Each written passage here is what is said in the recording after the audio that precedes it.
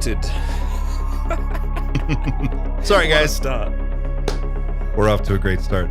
Welcome back to the Night Shift, your safe space. We're talking about UFOs, UAPs, NHI, disclosure, the Mosul Orb, and everything else that your friends, family, and coworkers are so sick and tired of hearing you go on and on about. Thanks for being with us today. It is Friday, the 4th of July, Independence Day. Happy Independence Day to all my fellow Americans. And happy second place day, Xander, to you guys. We'll talk about this later. We'll talk about this later. It's great to see everybody. It's 2:04 p.m. on the East Coast. And that means it's time for our Friday night live stream. And shout out to everyone who's in the chat. Great to see all of you. Ebony is here. Yvonne's here. Psionic Man's here. It looks like we've got a full house today. Of course, Chris is here and the Mod Squad. It's great to see all of you. Thanks for joining us. We have an awesome show for you tonight. As sometimes has been known to happen, we have a semi-surprise guest that was kind of unexpected, but it was perfect timing. And we're going to be talking to Dustin Slaughter, who you may know from the most recent episode of Weaponized with Jeremy Corbell and George Knapp. He's going to tell us about the Mosul Orb video, the battle to get that footage released, what it took, and what he's working on now. We'll also be talking to our panel. Before we get into all that, let me just welcome everyone. He's the host of Others from Another Mother, the hit runaway smash hit YouTube success. He's also a 5th degree Aikido black belt and a master of Dim Mak, the Death Touch. Dan Cleary. How are you? I'm a dangerous person, so please don't mess with me. Remember okay? The Death Touch? Is it Of Dim course. Mak? Of course. I'm a more the 3-finger, the Bruce Lee, you know, the 3-inch punch, whatever it is. What is it? The 1-inch punch or whatever? Oh, whatever. Tiny... Yeah, that thing. Did you see the guy? There's a guy on, I think it was on TikTok, who's got like a bone and he like does that little punch and he like breaks like a cow bone with it. Have you ever seen that? Cool. Yeah. So there's still hope. Very, very cool. Right on. Good to be here. Happy 4th. Happy 4th. He's the host of Psicoactivo. He's a friend of the show. He's a friend of mine and just an all-around great guy. Pavel is here. Pavel, how are you, sir? I love your hat. I love your shirt. I love the whole look. Hello. You're living the dream. How's everyone doing? We're ready for this, right? Hell yeah. Hell yeah. Good to see you, man. He's the producer of this show. He's the writer and the musician behind the amazing, iconic Night Shift theme music that you all know and love and that you come here every week for. And he's also the wind beneath my wings and the proprietor of the Dreamland Motel here on YouTube. So if you aren't already familiar with Xander Jones, say hi to Xander. Xander. How are you, sir? Hi, sorry, I'm all over the place with the cameras tonight. I'm just trying to last minute. There was a load of shit that I forgot to do just before we started. So now I'm doing it frantically. But I think we're sorted now. But yes, I'm doing very well, thank you. We gave you the land. So July 4th is really Thanksgiving. Say thanks. That's what. Okay. Say thanks for the giving. We know where you guys live, by the way, so we got Palantir, so yeah. Well, they know where everyone lives. They know where everybody lives now. And Dustin was here. He was just here a minute ago. MIA. I think he's still maybe got connection problems. Dustin is battling the deep state and Palantir right now, so hopefully he will rejoin us in just a moment. But he goes right up in that gap when he comes back. Mystery box. I like it. So, while we're waiting for Dustin, how are you guys? What is going on this week? What's on your radar? Have you seen anything that's completely blown up your brain with dynamite? I will. Can I go first, please? Please. First of all, I want to give you props for the show that you did on Wednesday. I thought that was a really, really incredible show. It was nice to hear from you and have you talk about the struggles of doing a show and whether or not to keep your own feelings in or out of it. And I'm really glad that you chose to move forward and kind of share your thoughts. I think it's important. And for myself, and I think everybody here, I think being here on Fridays kind of does all of that for all of us. We all kind of get our stuff out and talk about stuff that we don't have a lot of other people to talk about it with. So I just thought your show was fantastic, buddy. Oh, thanks, man. That means a lot. I was really wiped out after that show, and I thought I fucked up pretty bad. I was worried about that for a long time after it went up. You didn't. Thanks. Can you tell him his nickname, Dan, by the way? I told him Smart Bell. That's his new name, Smart Bell. The great Smart Bell. Smart Bell. Okay, I'll take it. That's great. But one more thing. Yeah. You also kind of alluded to moving past the Doomer Friday thing, which makes the timing of this terrible. But I have made shirts, guys. Whoa! Oh, what? So I made shirts. You all have them coming your way as of yesterday. Whoa! Cole Watkins helped out making the logo. Get that out again. What a guy! Oh wait, zoom in on that guy. What's that guy? Man. Oh, he's got his middle finger up. So Cole, thank you very much for the help. And That's incredible. That's great. Oh, you guys are the best. That is awesome. Well, I think we can make Doomer Fridays work. I think we just have to, we may have to find a new way to work it in. Balance it out. I think it's all about balance. Yeah, that's fair. That's fair. All right, cool. Well, thanks, man. Of course. Anybody else got anything to add? You got, while you're today filing, I'll keep the compliments coming. This is great. Today you're not Smart Bell, you're D'Artagnan Bell because of the beard. You got going on. My wife, she's like, keep growing. I'm like, doesn't it look weird? It's starting to look weird. I feel like it's getting a little. She's like, no, I'll tell you. I'll tell you when. You just let it go. And then you're gonna start going like, pardon, and shit like that, I work for her. I do what she tells me. It's better that way.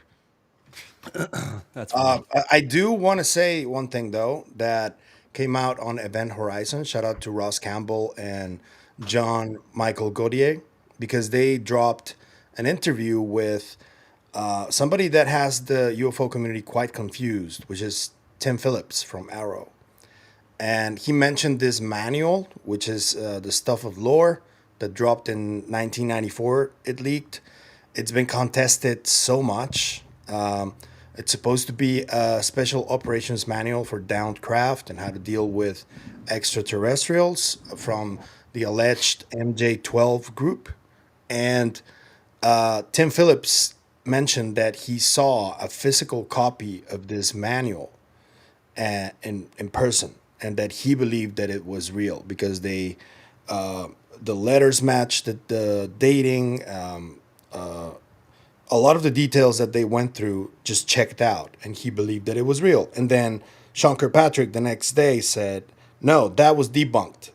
So we got a broken telephone between two former Arrow people, and I think that was a big news of the week for me because, in my opinion, what the Event Horizon guys did was they made Tim Phillips speak everything he could about that and other topics, so people can go and use the FOIA tool, which I think is a really good timing for Dustin when he comes back to talk about, because what he just did this week is kind of tied to that, because it's the first ever that happens, that something like this happens. And I guess it's a win for the people, I would say.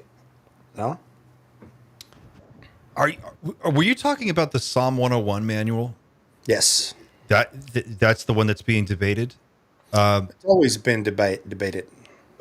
Where's your head at on that? Because I always thought that was super fascinating. The first time I think I remember hearing about it was Linda Moulton Howe talking about it. And that was, God, it must have been 20 years ago. I mean, it's been around for a long time. It is very detailed. I think that if you go to Stanton Friedman's work, I think that both him and Ryan Wood believe that it's real, but that doesn't mean that it's not going to be contested by other researchers within the UFO community who don't think that it's real. And it's a matter of who's been looking at the documents and trying to authenticate them the longest time, and that would be Stanton Friedman and Ryan Wood. I think that UAP Gerb did a wonderful video with Ryan about it, and they went through the whole thing, and they came out thinking that it was more than likely a real document. But what I do think about this that just dropped from Tim Phillips is that whatever he saw, I think it was some kind of version of that, but an earlier one. That's what I understood from what they talked about. I've heard that the I've heard, like, what would you say are the biggest critiques of the manual that suggest that it might not be real? The dates, some of the font, they claim that it doesn't fit. There's been talk about potentially somebody from AFOSI, the Special Office, Air Force Special Investigations Office, who may have created a different version of the actual manual with some lies in it and spread it through the community. So that's possible. That's one of the main topics of there were some contention. ties to Richard Doty back in the day as well for that specific document. I didn't want to mention the name, but Oh, yeah. I'll mention it. I'll go there. He just went there. Isn't there a KGB manual of similar provenance, like supposedly that George Knapp uncovered or that leaked after the Soviet Union dissolved? I think Dustin is back. He is Dustin. back, yes. Let's see if we can. Yeah. I mean, he seemed quite stable right now. Can you don't hear know us, him very Dustin? well. Yeah, it seems it's better now for some reason. I don't know. I have a full signal here. I don't know. I don't understand what's going on. I kind of do. Dustin, thanks for joining us. Thanks for carving out some yes. time to come hang out with us. I'm so glad that you were able to do this. Of course. And special If thanks. my friend to, Dan Cleary said I should come on. I'm sorry. Go ahead.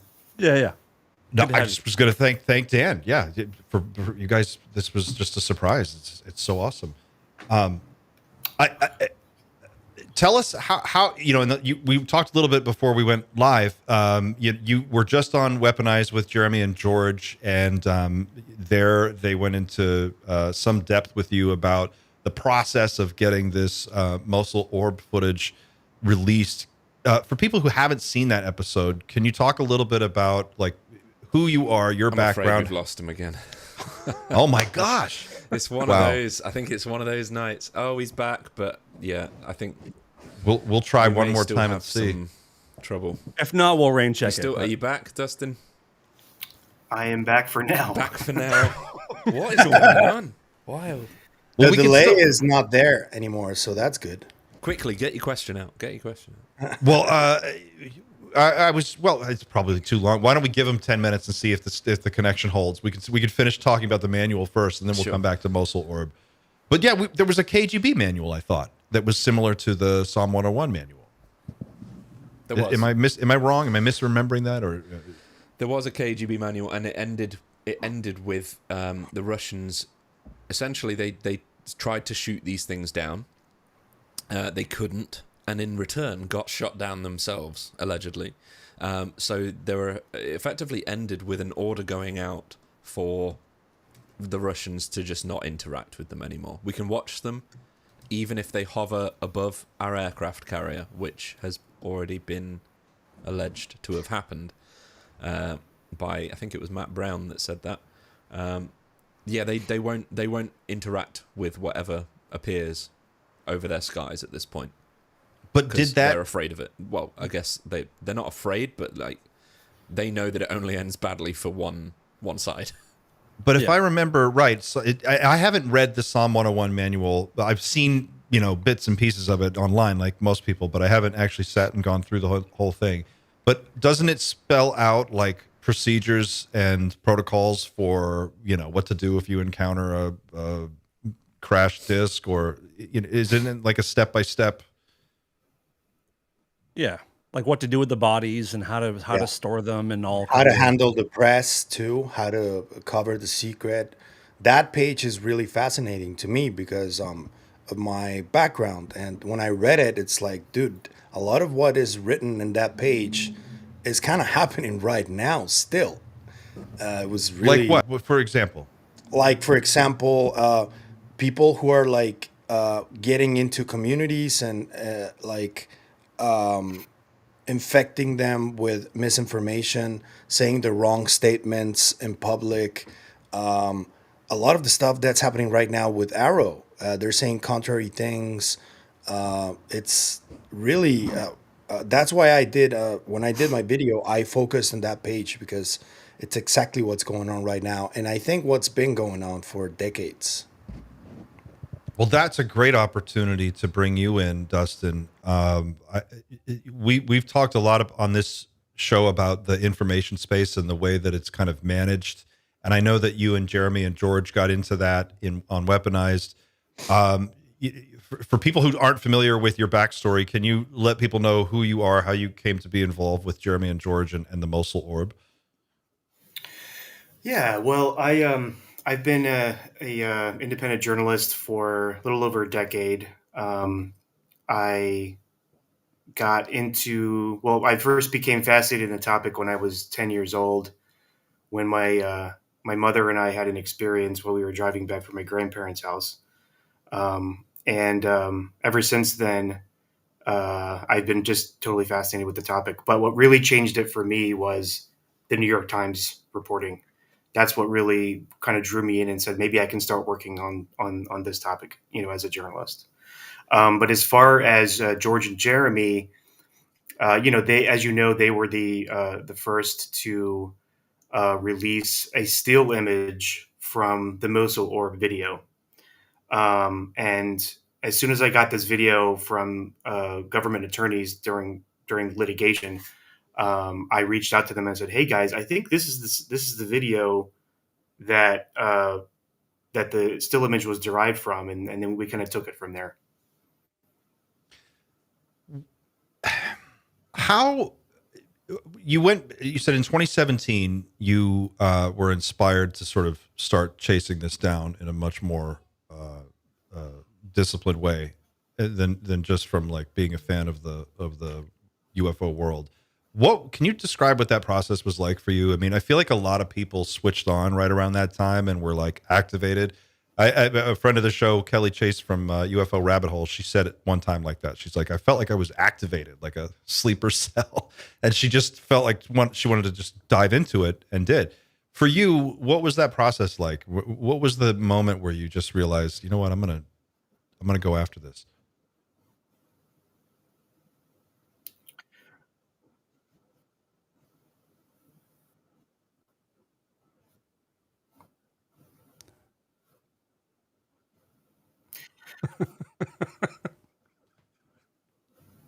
I think that delay is back. Well, I mean, I had some experience launching my own online news outlet years and years ago. And so it was sort of like a no-brainer. I was like, oh, I can just start this Substack and start doing what I've always done, which is use public records law to go after documents and records. So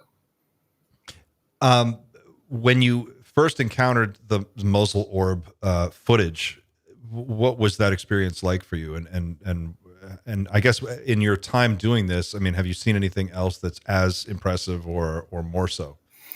um,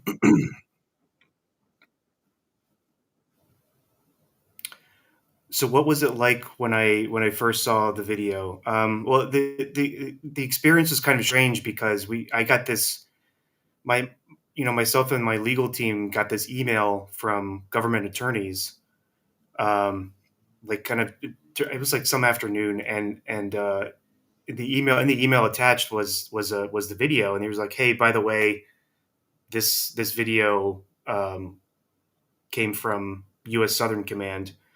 um, so this is one video that we can give you, and it just sort of like came out of nowhere.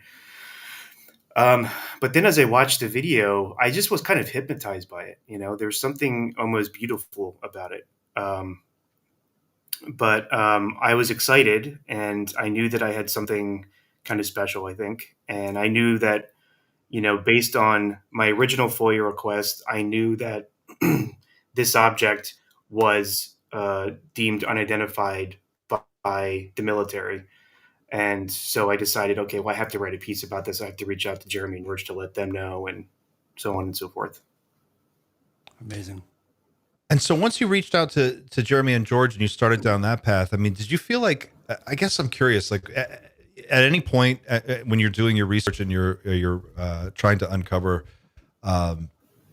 anything that you can, do you feel like they're working against you overtly, or do you feel like it's just a big bureaucratic system and you just have to spend the time and the hours? Like, what is really happening behind the scenes that what is it like, that process of trying to find this stuff?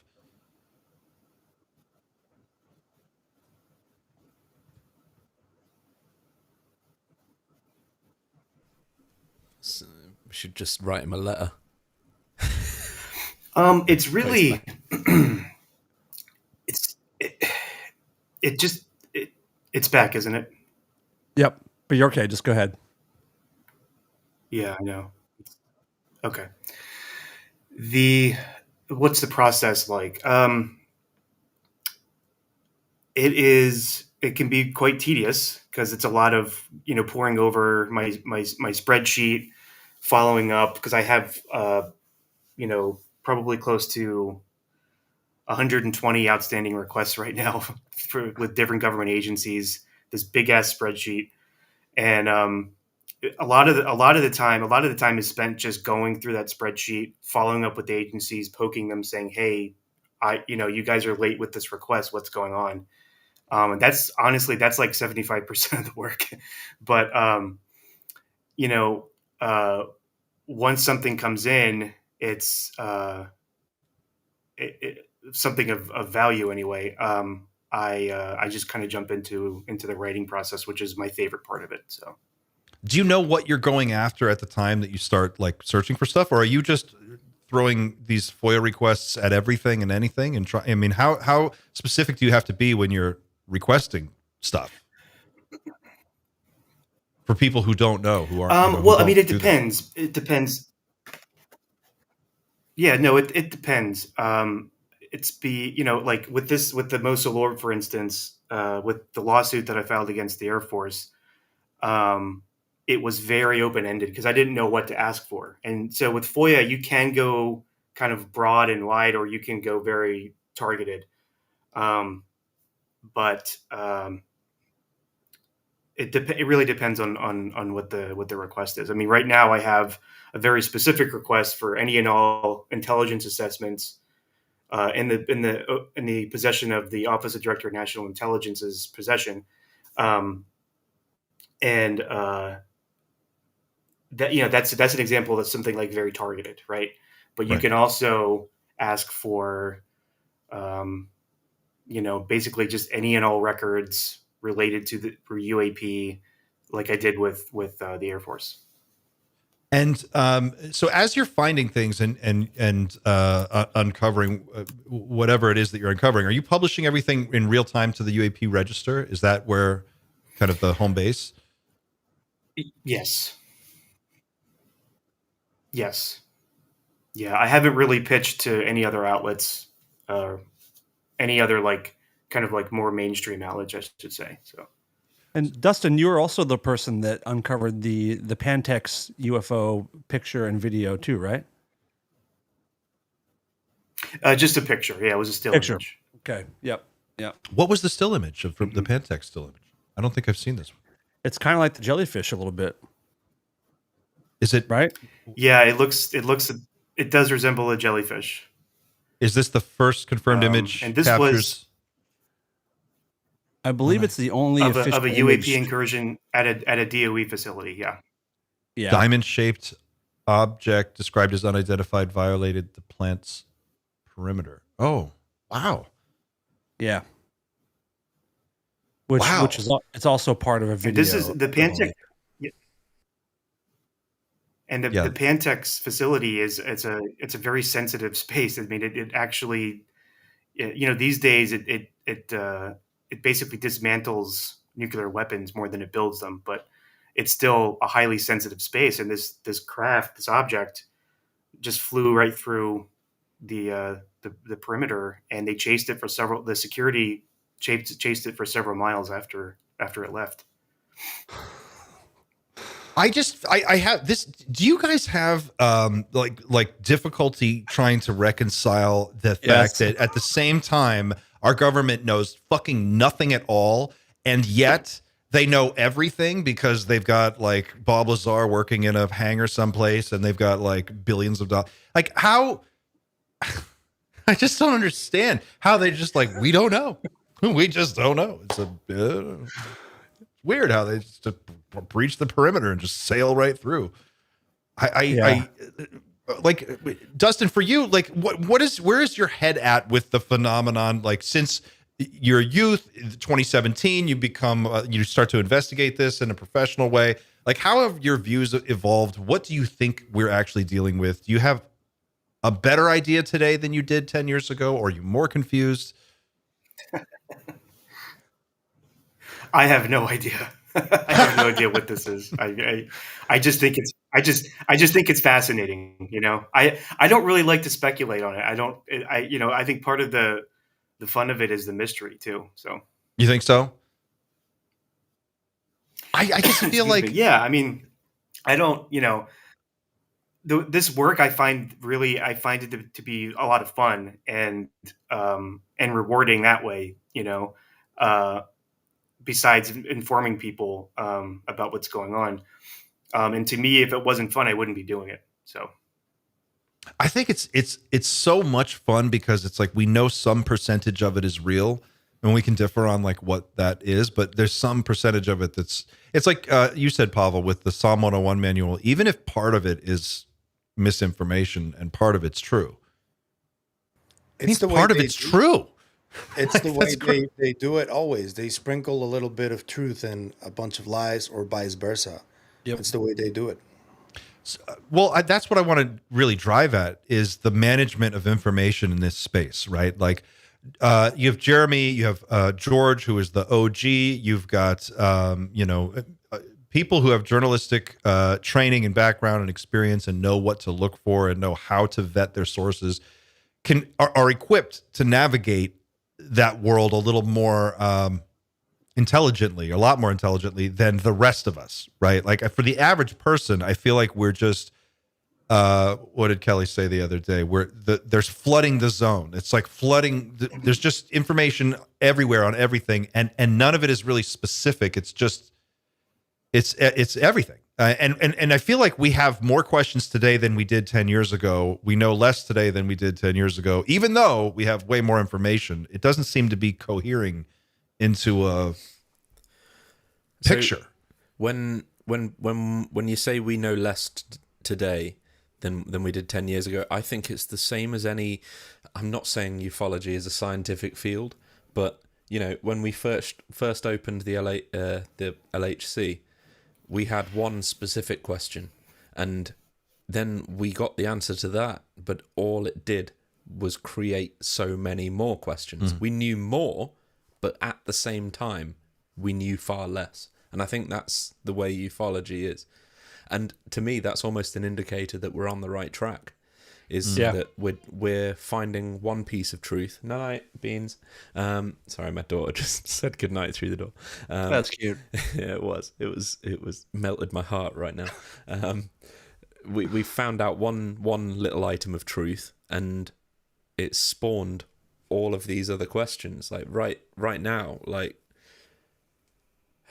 I think when I first started working with you, Clint, I was convinced there was just the Greys. They were the only ones visiting Earth, and there was nothing else, and it's just they were just aliens.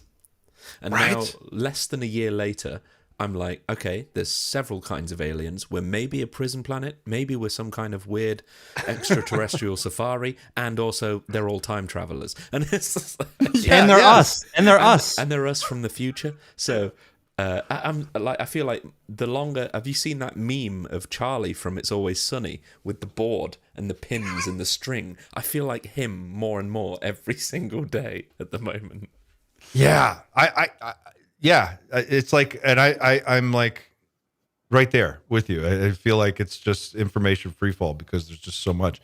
It was like Bob, when it was just Bob Lazar and the Grays and Bud Hopkins and John Mack, and like there was just a few sources of information about it. Seemed much more reasonable. There was ET, we had Close Encounters, we could kind of visualize all that. Okay. Yeah. And now it's like, could be interdimensional, could be ghosts, it's like that scene in Ghostbusters where Janine is interviewing Winston Zeddemore, and she's like, do you believe in the Loch Ness Monster? Yeah. ESP. I feel like that's the qualifier. You have to answer that questionnaire just to get into it now. And there's channeling, there's like the law of the raw stuff. There's, and that's what's so refreshing about an actual video of something like the orb, right? Like you see it and you go, okay, that's a physical thing that's moving in space, and we have footage of it. We have sensor data of it. There's a realness to it. And I wonder what you guys think. It seems like the longer we're in this conversation, the more the conversation diverts away from nuts and bolts and moves towards intangibles. You know what I mean? It's like, it's a soul farm. Go meditate. Maybe you guys just need to meditate and you'll see some lights in the sky. There's no more talk about like, oh no, it's in this building, we have to go there, and we go into it's level 4. In the 80s and the 90s, when we were kind of growing up, it felt like, oh, we can figure this out, and all it takes is someone in a high level of government just to confirm it, and then that's the whole story. We have the whole thing. And now it's like a lasagna of weirdness just layered on top of each other, and it does seem harder and harder to figure out, but it also makes it more fun and more frustrating. But yeah, there was a time it felt like we could have figured this out. Yes. When it was simple. Yeah. That's a great way to say it. Grays on flying saucers and maybe triangles, and that's it. Maybe a reptilian here and there. Maybe underground somewhere, but it's gotten goofy. Pavel, what do you think? And then there's also all the stuff about Psi, which has been evolving over decades at the same time, parallel to the UFO phenomenon, which is near-death experiences, trying to answer whether there's life after death or not, remote viewing, telepathy, all of this stuff that's been happening at the same time. And a lot of people think it's connected. I don't know what to think, honestly. That's, as I've told you before, this is about the only thing that I've experienced myself. But I am open-minded about the phenomenon in general. I think it's connected. Yeah. I would have sworn you would have thought that. For sure, I would have been. It feels that way, but yeah. I'm still not sure because I never really had contact like that. I've never seen. Have you ever watched those videos? I'm sure you've seen them from time to time, but I've seen a number of different ones where it's like a hospice nurse, and or someone who works in hospice care, and they'll say, people see the Greys a lot. They see the Greys. That's what they see, and then sometimes children will say they see the Greys where adults can't see them, and I think the longer I stare at this problem, the more I'm starting to become flexitarian about this idea of it goes beyond space travel from another planet. It's something to do with what happens to consciousness after death. There's a continuation, and there's a bigger world outside of this, and these beings have access to that. That's where I'm at. I feel like that's the only thing I can really make sense of any of this with. I don't know if that makes sense, but yeah, it does. It does feel that way to me, but I don't know. And at the same time, I don't want to see anything. I'm really afraid of that, to be honest with you. Really, you are? Just the thought of looking at a gray in my house, like if you right could in my see room. one and know for sure once and for all, would you not do it? I would probably try to smack it with something, man. If I'm honest. Get the fuck out of my room. What the fuck are you doing? Yeah. Dude, Wow. They've been abducting people for decades now. It's like, you can't be in my room, dude. What the fuck are you doing here? Dan? I think I would enjoy seeing it. I think I would accept that offer. But if it's in my house, I think about this all the time. There's it's kind of silly, but probably not a week or two goes by where I'm not sitting in my living room watching TV at 3 in the morning and thinking, "What if I just saw one in the corner of my room?" Like, I think I'm ready for it, but the reality is probably not. It would Do you be crazy shocking to see that. remember that scene in Nope where he's like out in the barn Oh, yeah. and they And the little head. way like 25 feet Dude. away, you can see the little head just kind of Yep. like, oh, I almost shit a fully decorated Christmas tree. I think I would lose my mind. Well, it's like in Communion. Dude, I there's see a this scene- cockroach and I flip the fuck out. Like if I 3:00 in the morning, I wander into my kitchen and I'm just like, and then there's a gray. I think I would probably have an aneurysm. It's so funny that you just said the cockroach, because I go on these like 2-mile walks every night, and I'll just be kind of in my zone listening to a podcast, and a cockroach will run in front of me, and I'll be like, ah, and I'll jump, and then I'm like, maybe I'm not ready to see an alien. if I'm literally not ready for a cockroach. Well, imagine a praying mantis or whatever this is. That's the other Sure. thing. You hear Bob Lazar and he talks about, well, there's a craft and it's got pieces and parts and like we kind of know how it works. Okay, that's real. All right. And then you start reading about abductions and then it's like, well, I was taken aboard a ship. I saw some grays. Okay. And then it's like, well, then I went into another room and there was like a tall gray. Oh, okay. And then we went into another room and there's like a 7.5 foot tall praying mantis in a robe with a hood. It looks like some kind of Jedi master. And that's real, according to not just the one person, but according to many dozens of people who have all reported the same thing. And you have to go, oh my God, well, okay, I don't know how I handle this. How does this reconcile with everything else? That's why George Yeah. Knapp is playing 5D chess, bro. He's got a mantis sanctuary, and he takes care of them and talks to them and all this stuff. I come in peace. Yeah. Yeah. 5D chess. Is George playing 5D chess? Did I miss something? I feel like I insulted George. He has a Now I'm mantis like, farm. He has a full mantis farm at his house. Yeah. Are you guys And fucking with me? No, he No. outside of his house is like a full like a mantis sanctuary, and he goes and he feeds them and he talks to them, and he's made jokes that he's like trying to make friends early. Ramsey interviewed him at Contact, and they Yep. talked about that at length. It's a really cool video. You should watch it. It's really cool. Wow, I haven't seen. That's so weird.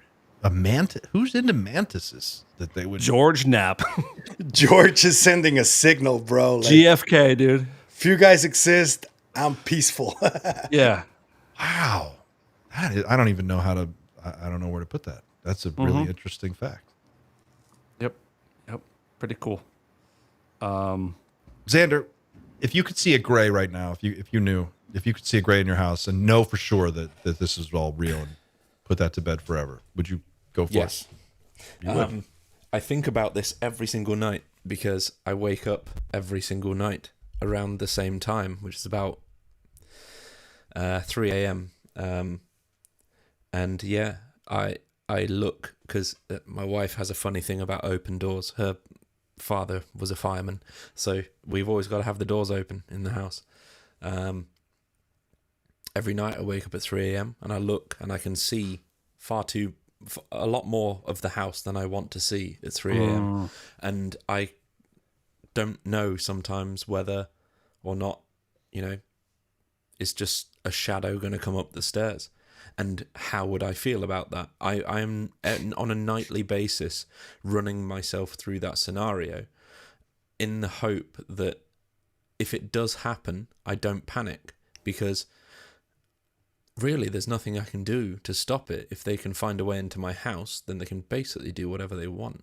So the only option for me is to try and take that experience rationally, stop and say, can I help you? Rather than get the fuck out of my house. It's, why are you here? And is there something you need to tell me? That's legitimately, I go through that entire thought process every single night at the moment. Wow, you really mentally prepare just in case. I have to, because I genuinely believe this.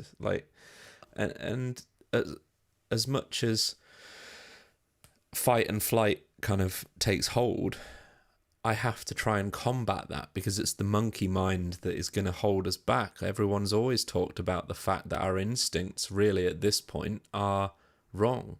We need to deal rationally with what appears before us and come up with a logical answer for it. The logical answer for the thing that can intrude in my house without breaking down a locked door, that thing can do whatever it wants. So I may as well, I have no option but to, in some essence, offer it servitude and just say, there must be a good reason why you're here. Well, I can relate to what you're saying, but then what happens when you're staying calm and you're in your bed somewhat paralyzed and you see your kid float down the hallway away from you? You know? When that happens... You know what I mean? I have thought about it as well, yeah. Sorry to bring it up, but... No, I've walked into my kid's bedroom with her crying, wondering what she's crying at, and she says, there's a monster in the corner. And it does freak you out. And again, logic would dictate, and logic is a very loose term at this point, because if I see anything touching my kid that I don't know about, I don't have a lot of logic Gray. left. Don't have a lot of logic left, I'm sorry. Yeah, that's what I mean. But everything kind of goes out the window. It does go out the window, yeah. And I don't know.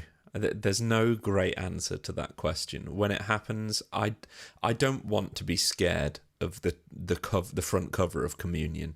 I don't want to be scared of it. I am, but I don't want to be. I think there's a reason we are, and I'd love to know what that reason is. Do you find it scary? I don't find it scary. Maybe I should rephrase. I'm not scared. I'm pissed because they've been abducting people for decades. It's like, and I would just ask, why are you in my room? If you want to contact me, why don't you do it when I'm out or in the field or at the beach or something like that? Why does it have to be inside my damn room, dude? It's a violation of my privacy. And if that thing doesn't understand that, I mean, they're supposed to be telepathic. Well, have you heard David Jacobs' answer to that question? Why they do it that way? No. Oh, he has an answer. This is that David Jacobs says, he's like, and he actually has a very specific explanation for this. He's like, the reason they do it at 3 a.m. is because that's when no one else will notice that you're gone. Yeah. That's when everyone's not paying attention. It's like, it's the highest, it's the lowest likelihood that anyone's going to miss you because you have to be gone for about an hour or two. So by the time you come back, that's why people get taken at night. And in one of Bob Lazar's more obscure interviews as well, he talks about the state of mind that people need to be in order to be controlled. And it's basically deep REM sleep. You need to be, if you're alert and awake and, answering emails, if something shows up in your room, you know what to say immediately. Yeah. Whereas in the night, you're brought out of a deep sleep instantly, you can continue dreaming in a way. Yep. Like, it happened the other night to me. I could have sworn, like my kid woke up and I was getting ready to get up, and I could have sworn I saw my wife in the bed next to me. And then as soon as I got up, I could see she wasn't in the bed. She was actually closing the door to the room the kid's in. There were two different realities happening at exactly the same time. I was still dreaming, half dreaming. And I think that's the state of mind that by more than a few people's statements needs to be in place for there to be a control mechanism. Yeah, and being scary. Being taken out of a classroom, at 10 a.m. is harder to rationalize than like if you get taken at 3 a.m. and you come back and you're like, why am I in the living room? Like I was definitely in bed. I must just be tired. It's easier to write it off as like my mistake. I'm misremembering. I have never had. I mean, I've had my share of alcohol. I have been pretty fucking drunk before, but I have never lost time. If I lost time, I would really freak out. But I've never lost time. I've never been that bad. But I can't imagine what it would feel like to be like you're driving down the road and then suddenly it's like 4 hours later, you're in a different town and you're just sitting behind the wheel of your car. You know what I mean? Like that would just, Jacobs talks about that too. He's like, people will go missing on one part of town, they'll appear somewhere else. They're wearing somebody else's clothes. Sometimes they'll go missing by themselves. They'll appear with a group of people. Sometimes two different people will get taken. They see each other on the craft during the abduction, because it's a mass abduction. So it's not always one person taken at a time. It can be hundreds of people that are taken on board the same craft. Many abductees have described rooms with hundreds of people in them, hundreds and hundreds and hundreds of people. Imagine a gymnasium just filled with people. Like, that's what they describe. And they will see each other on the craft, and then years later, when they're returned, one guy may be in California and somebody else could be in North Carolina, and then 5 years later they'll run into each other somehow out of weird blind coincidence. They bump into each other and they know who they are. This stuff happens a lot. And it's interesting to me, because with abductions, like, you had certain people who looked at it a lot and everything they said was very scary, and then it kind of dries up and no one touches it. After John Mack passed away, David Jacobs retired. I don't know anybody else who's looking at it, but I feel like if you want answers to who are they and what are they doing here, abductees are the people who've been on the craft. They would be the ones to know. Jacobs made a great point. He was like, we should be regressing people every day. There should be a group that's all they do is just look into this, because there's your answers. They can tell you how big the ship is, how many people are on it, how many rooms there are, where stuff is. And then there's the implants too, which is Yeah. The implants weird me out, because when I look at the pictures of the implants, like Roger Lear's photographs, a lot of them are just RFID chips. But there are RFID chips that shouldn't have existed 40 years ago.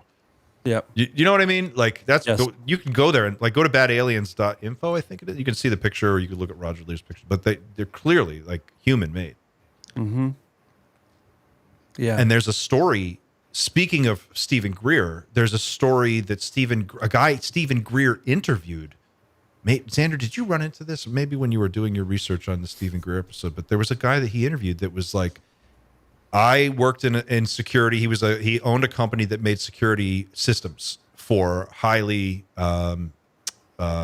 restricted, research facilities. Like say you've got a building where you do really top secret stuff, and you want to hire this company. His company would come in and design the 6-layer security system, everything from the key card that you have to scan to get in the door to the sensors that pick up the people walking across the field, across the, whatever.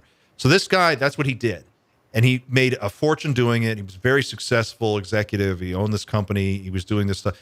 And he tells this story about how in the early 1980s, he was brought into a meeting with some government people. And I want to say it was through the Department of Agriculture. It might have been FDA, but I think it was the Department of Agriculture. And this guy was talking about how there were a couple of guys in suits. They didn't identify who they were. They had all the clearances to be there, but they were basically asking about, they wanted to have these little chips made, these little basically like an RFID chip that could be read and written to from like 50 feet away. So they had some kind of way to read and write data from these things. And he was like, how many of these can you make? Can you make a few, like 100 million of these? Like, how fast can you make them? When can we get them? I feel like the abduction thing is just so much more complicated than just people being taken on board craft. It's my favorite aspect of the whole topic is abductions. I'm really riveted. I'm riveted by it. I can take you through a very loose overview of the abduction aspect of the Greer episode of the Dreamland Motel that I've just done, if you would like me to. I would love to hear that, and I want to hear what Dan has to say about abductions, because I also think it's one of the most interesting things. I want to hear what you guys think. Dan, would you like to go first? No, it's dinner, please. So,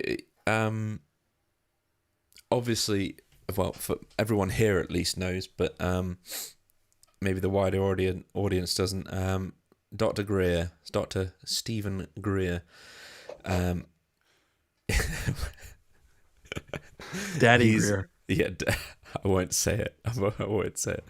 I'll say it. He's convinced. He is convinced that there are no real alien abductions, and they're all milabs, military abductions, as in conducted by us in a variety of formats. He has been fed this information by multiple people, notably Richard Doty. But there was also there was a prince, and he's got a very long name. A handsome but let's call him Prince Liechtenstein for the purposes of this conversation, because his name is too long. Liechtenstein has always been really interested in UFOs, and he was born into wealth and power at the same time. He told Greer that the UN was, let's say, weeks away from announcing, they'd gotten everybody in place to announce that they were going to, that these things are real, that NHI exist. And very close to that announcement being made, the Secretary General of the UN allegedly was abducted out of a moving vehicle, I believe it was. I think his Dequea is his last name. I apologize. I'm awful with names, but it's all in the episode that will air at 10 p.m. UK time. But that scared the living daylights out of Liechtenstein. And at the time, he was funding abduction research, and he funded people like John Mack. He funded a couple of the other names that you've mentioned tonight. He then defunded John Mack once John Mack started getting a little bit, they bring love and light with his abduction stories. And that's what's led Greer to believe that anything negative related to abductions is all us, and anything positive is all NHI. That's, so far as I understand, what Greer's impression of all of this is right because now. Of the fact that that John Mack was defunded. He was defunded, and he got some information that Dequea was abducted out of a moving vehicle in broad daylight, I think it was as well. And he received some information that was basically an operation to scare them into not revealing anything. And that's the event that caused Liechtenstein to basically change his direction. He wanted anything abduction related to be about threat and nasty shit, basically. I think, but it is, though. It is, right? Like, you come into my house at 3:00 in the morning and take me or my family out of my house, we have a fucking problem. Like, that's a real fucking problem. I don't care if you're a little gray guy that's 3 feet tall or if you're 6 foot tall, and, like, it doesn't matter. Like, once you enter somebody's home, that's an issue. And I wonder, like, the love and light people who are like, in the end, it's all, you're a dream warrior and you signed a soul contract 40 million years ago and you agreed to all this. And fuck that shit. What are you talking about? Get out of my house. I'm with Pavel here. I'm getting my Plan B baseball bat. And like, we're gonna, talk about this. But that seems like a threat no matter how you slice it. Dan, what do you think? What's your obsession with abductions? I just think it's just, the idea of it is so terrifying and fascinating and intrusive and invasive, and it feels like criminal. But at the same time, we have absolutely zero leg to stand on by pushing back on it, because we have stolen and tagged every single species of animal on this planet. We have no right to think that we don't deserve it. And if we were aliens, we would absolutely 100% come down here, take us and tag us and follow and study, and we would breed. I mean, we breed animals against their will all the time. We have no right to complain about it, even though we do, because it's happening to us. But if cows could talk, if sharks, my cat could talk. I took my cat to the vet 2 months ago. She's she has a lot of fur, so her backside gets quite matted. I had to take her to the vet to get shaved, and she was. It's violating. She thought the world was ending. Yeah. So she did. As much as we hate it, like I just feel like we have no right to be upset about it. I mean, we can be upset, but we also deserve it. And I would think we kind of expect it.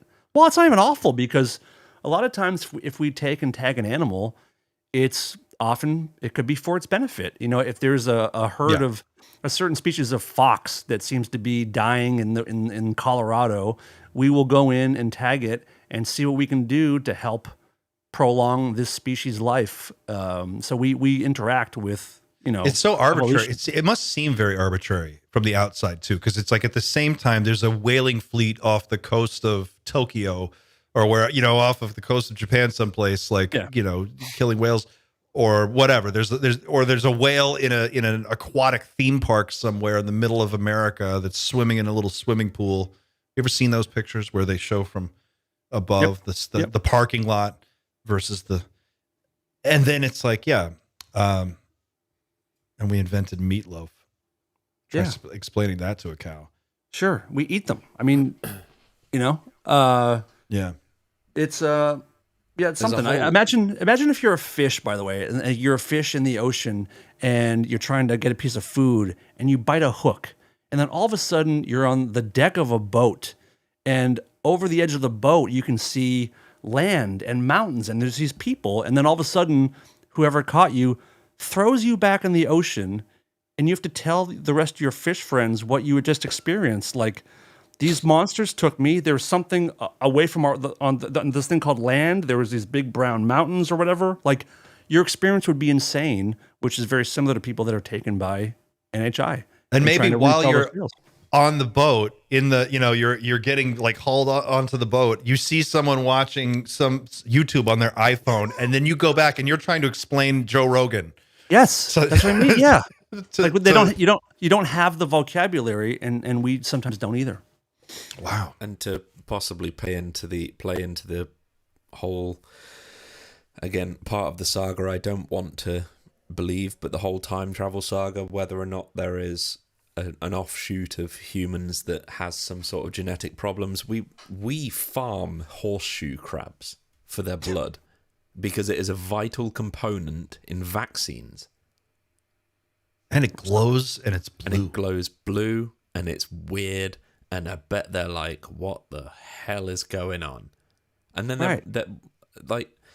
so it's either we could be being preserved because we're important for a number of reasons, just like we believe dolphins are important, because their intelligence alone is enough to preserve. It's a precious thing. Or it could be the fact that we have some precious information encoded in our DNA. We do it. Yeah. They everything. We feel completely justified in the fact that our COVID vaccines that we vaccinated half the world with likely contained DNA derived from multiple species, because we had to jumble this together on a very short time scale to make it work. It happens. Duma Fridays. Let's go. I'm looking at a horseshoe crab.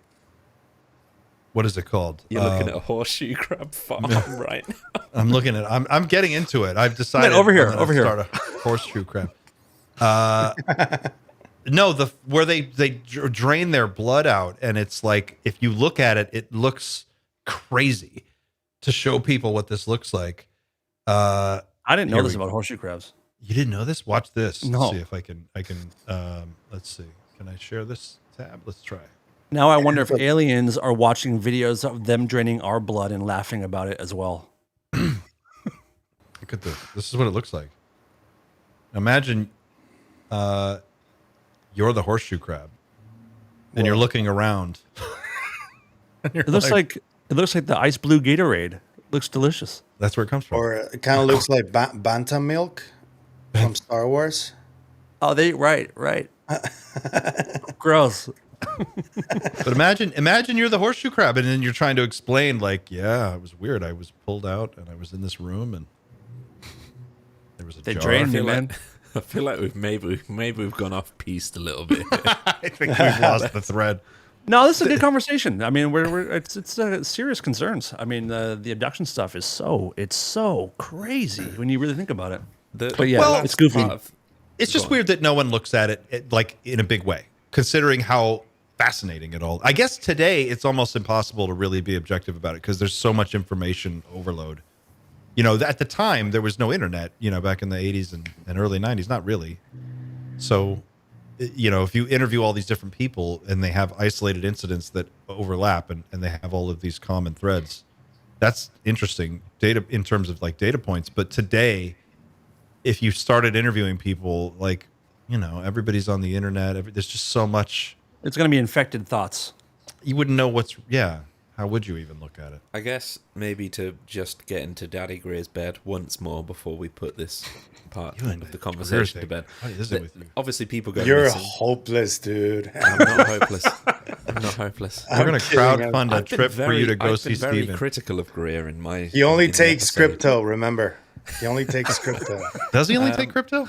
No, he'll take anything. Probably a back massage too. I don't know. Oh man.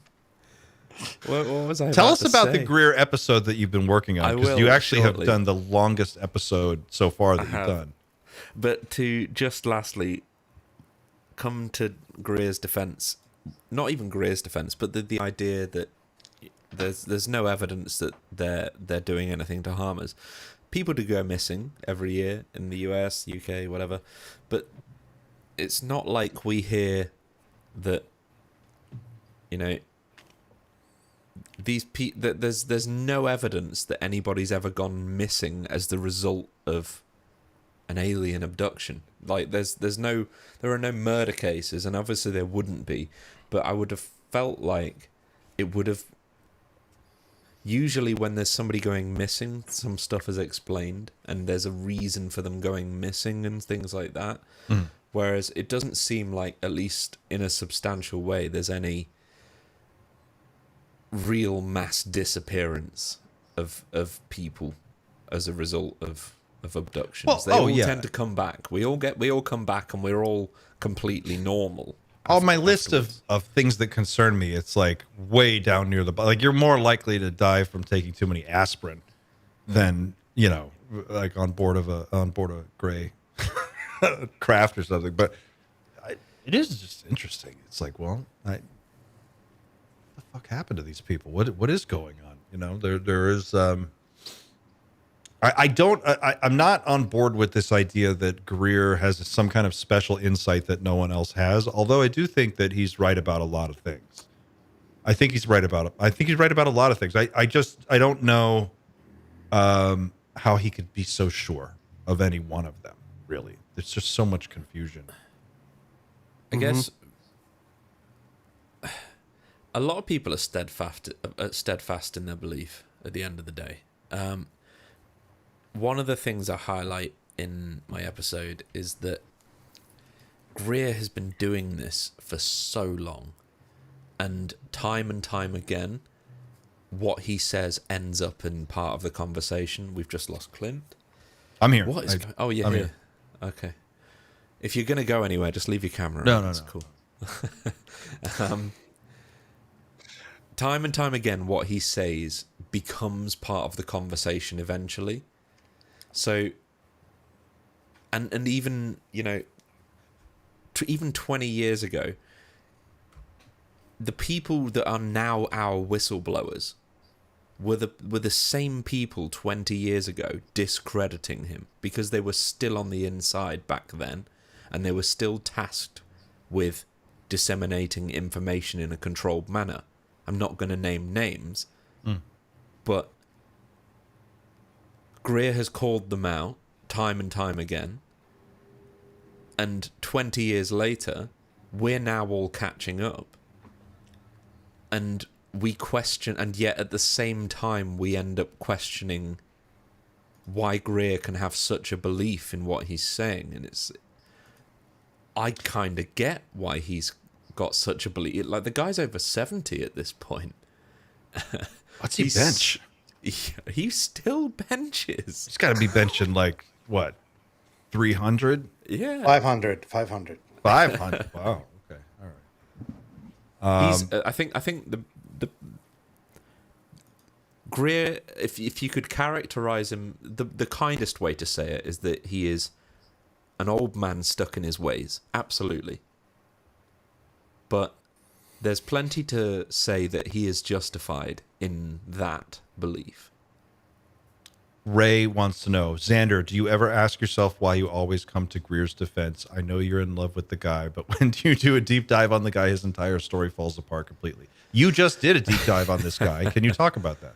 Okay, yeah. You did the deepest dive that you've done so far on anybody. It's deep. It's deep, and not only that, not all of it is in the episode. We've just lost Dan now as well. Let me hide him.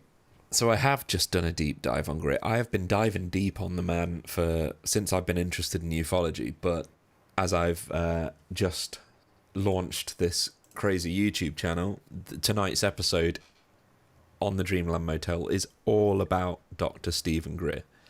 And it airs in a little less than 2 hours from now. We go through as much as I could physically fit in with a week's worth of recording. So it's the longest episode yet. It's 90 minutes long. We cover young Greer. We talk about the inception of CE5. We talk about some of his crazy CE5 stories. We talk about some of the briefings that have taken place with high-level government figures, and those briefings have taken place. So when you say, whoever it was says his entire story falls apart, that question doesn't make any sense to me. Because, yes, he's been wrong before, and again, that's something I say throughout the whole episode. Every step of his career, he's had somebody saying that didn't happen. But more often than not, 20 years after that, it turns out it happened. Yeah. And that seems to be where we are right now. And it seems to be where we'll always be with Greer. He was talking about Tom Wilson and his meeting with Tom Wilson 10, 15 years before the Wilson Davis memo came out. And everyone that had for to 10, piss 15 him years. And that's you know what why, I mean? That's why on Jesse Michaels he has, in my opinion, the right to say shut up and listen. Because here he has somebody less than half his age questioning him, and I believe we should absolutely ask those questions. But it must be frustrating to have been saying something for 15 years and then all of a sudden somebody saying to you, have you ever thought about this? And it's like, yes, I've thought about it 20 years ago. Talked about it for 20 years. Yeah. So I get the frustration that Greer has. At the same time, we have to accept he is a human and he's got his problems. But the episode itself, briefly, I'll talk, as I was saying, talk about the high-level briefings, talk about some the 2001 press conference, which was far and away one of the most important things that's ever happened to ufology, and how it was completely ignored, not entirely for benign reasons. Then we'll get into Bluebeam, we'll get into 0 Point, and how he relates to the modern UFO landscape. And then I have a whole section on what I think Greer does wrong. And I like the guy. Yeah, I like him. That's the thing. People get confused. Like, I don't dislike Greer. I just have questions about some obvious things that I would have questions about if it was anybody. It's the same thing with Lou. I think we should all ask everybody a lot of questions. I don't think it's no one deserves just blind loyalty. Like, yep, exactly. And I think this is a criticism that I didn't actually mention in the episode, but something that if Greer ever sees this, or anybody ever says this to him, you need to go on the podcasts that ask you the hard questions, because it's the hard questions we need answers to. We don't need to know more about 0 Point energy. We don't need to know about Project Bluebeam anymore. We don't need to know about CE5 anymore. I get it. But there are specific questions that I have for him. And they're not necessarily questions that he has easy answers for. He needs the hard questions. and I hope that he changes his mind with the kind of podcasts he appears on. Who would you want to see him interview by? Me. Oh, Good I would love to see that too. Good answer. Me. I want him on a panel. I've never seen him on a panel. He I want him on a panel. He doesn't show. do. He's not that guy. He's Be not it. that Too guy. exclusive guy. for that, dude. He's too exclusive for that. Like, why is he not at the Soul? and Foundation? I'm not even being Right. facetious. It's the way it is right now for Yep, him. I fully He agree. only goes with the Kardashians and goes with, and I know from 2 people within the community who tried to interview him, and initially it was going well, and then he asked for Bitcoin, and Oh, it really rubbed them the wrong way. You know, it's no like, shit. dude, we're a small podcast. Where do you get that we have Bitcoin to pay you for an interview? Also, Do you know we were where- talking That's grifting. it. You know who did a good interview with him was Kurt on Theories of Everything. Yeah. He did a really Yeah. uncomfortable, but I think he did a great job Arguably, of that trying was- to hold Stephen Greer to. That was the to last fire. time Greer really did a podcast that was difficult, in my opinion. He's not done a difficult one since. You know And what? he Jeff didn't Michaels- react well to that one. He didn't. Like He didn't react The well. thing with Greer is that he likes to have runway to just like talk. And the problem with him is that he's just, for 20 years he's just been talking about more or less the same thing, and he just keeps saying it over and over again. And every documentary is just him wandering around talking. Like it doesn't ever build to anything. There's no end. It just continues. And I feel like his point is well taken. I would agree, I think, with Greer's assessment that probably 90%, maybe even 95% of what people think are alien craft are actually top secret, really, really advanced human-made craft that may be using NHI technology in some novel way, but that's probably what most of them are. And then there's probably a little, tiny percentage that are actually I think he's probably right about that. I don't think it's too far of a stretch when he's like, yeah, they solved gravity back in the 1950s. And all, there were all these magazines, and on the cover of magazines, they were talking about, the age of anti-gravity is coming, and we're going to have flying cars and all this crazy shit. The G engines are coming. The G engines. And it was like, they were really looking at it. And then one day it just goes away, and that's it. We don't hear about that anymore. Well, and when I look at somebody like, where we're talking about Steven, let's talk about Lou. Steven has his share of critics, and Lou certainly has at least that many, if not more. And Lou's been busted showing, pictures that he knew weren't real. And I guess the question is, like, at a certain point, is the idea here just to, like, completely keep everyone confused perpetually forever so that we just don't look in the right place? Or is it really that confusing? Is it really that complicated? I think we're playing chess against the NHI, if I'm being honest. You think so? And some human is going to eventually crack something and find a little clue that beats the NHIs at their game.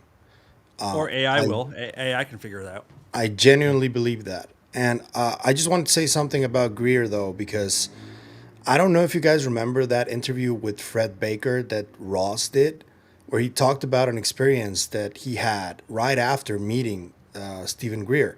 And it was really weird. He talked about going through a portal of some kind and going back in time, and he noticed that everything around him was from the past. That was a really strange story, and nobody paid attention to it, really. Like, it just passed by people. And something that really happens when Greer is around is that weird shit like that happens to everybody whenever he's around. Why does that happen? I would love to know.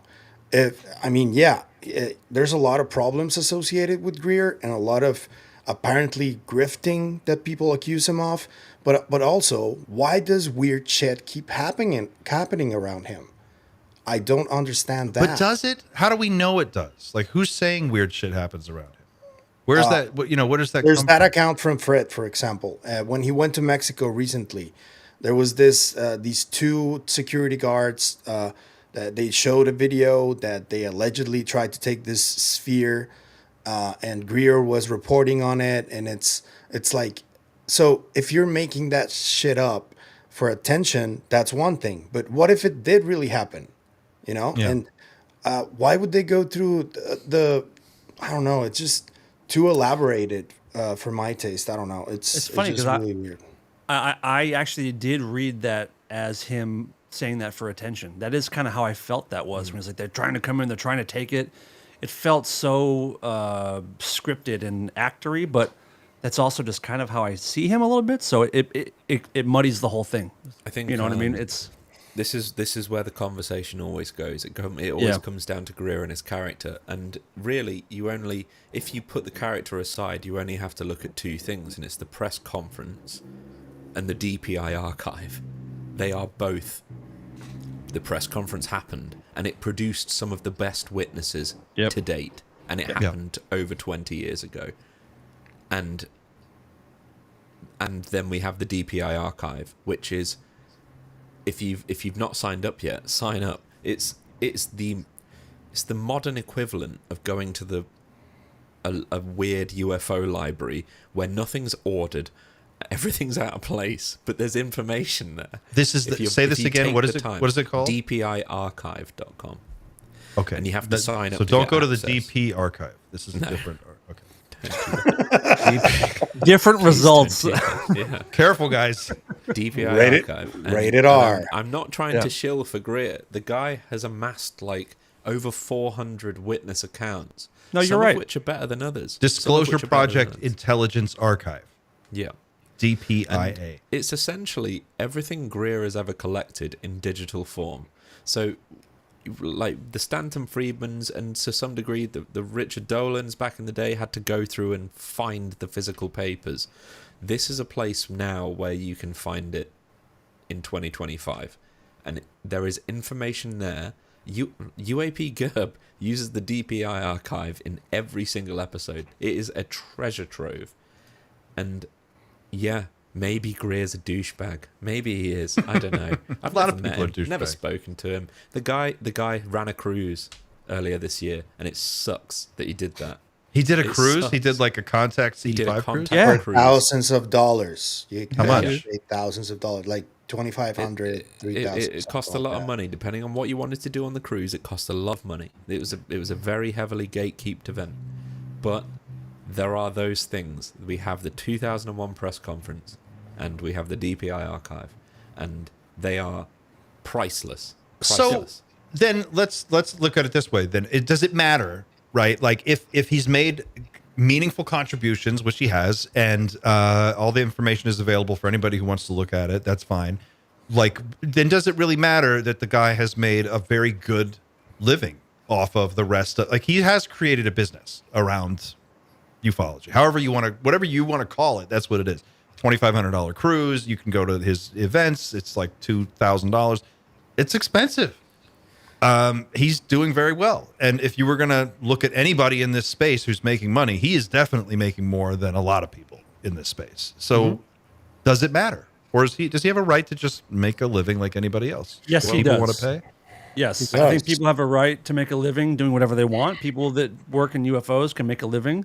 I would just rather you not lie about it. I'm not saying he does, but also people can choose to pay or not. You know, no one's being forced to pay for anything. So the grifting thing is a funny topic anyway, because no one's being forced. If you do any form of meditation retreat for a week in the US, it's going to cost you $3,000. Oh, yeah.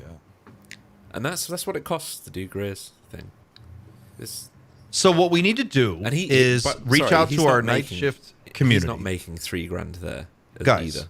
I have the answer. We're going to send Xander to a Stephen Greer event. I'll chip in.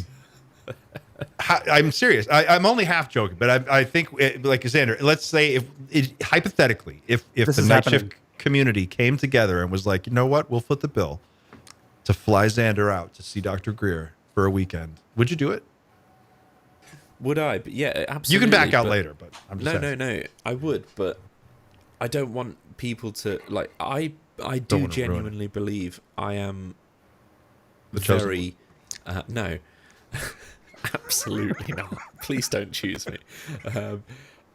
I do believe I am quite level-headed as a person. Like, I might believe a lot of what Greer says, but I don't believe that's unwarranted based on his history and stuff that has happened since all of the ridicule of Greer. So yeah, hell yeah, I would go. And I would love to document it. I really would. This has to I happen. think there's a way to do it fairly. Who knows? Our leader of our mod team, Chris, has already chipped in $10. Put it aside. We're almost there. Guys, we're almost there. It's pounds too, so it's even more money. That's great. There you go. That's it. But Xander has to do it like those AI blogging from Bigfoot that are coming out and went viral. You gotta do it like that. And you gotta take a bunch of psychedelics, so your experience is warranted. You know. We're gonna get Xander AI blasted on mushrooms and then send him into a Stephen Greer weekend retreat. Well, there you go, took a guys. turn tonight. You heard it here first in the chat. If you're listening and paying attention, if you haven't tuned us out yet, we're gonna start a crowdfunding thing we're gonna send Xander to see Stephen Greer. I really want this to happen, and not because it's funny. I would actually love to know your honest feeling after doing something like that, like what the experience really would be like for you. Yeah, I think it would be important for me personally, and this sounds a bit like an advert already. I don't like it. Let's say I would pay half. That's all. This is happening. We're doing. I mean, I'll pay the other half. I don't give a fuck. Let's do this. No Justin's in. Okay, he's booked. Yeah. All right, guys. Oh man, Justin. Xander Daddy Greer trip funds. You better be setting these aside. But honestly, I would. Like, the other thing is, I think it'd be important to actually talk to the guy. Like, in his as quarters I said tonight, we need to get him into a position that he maybe isn't entirely comfortable with.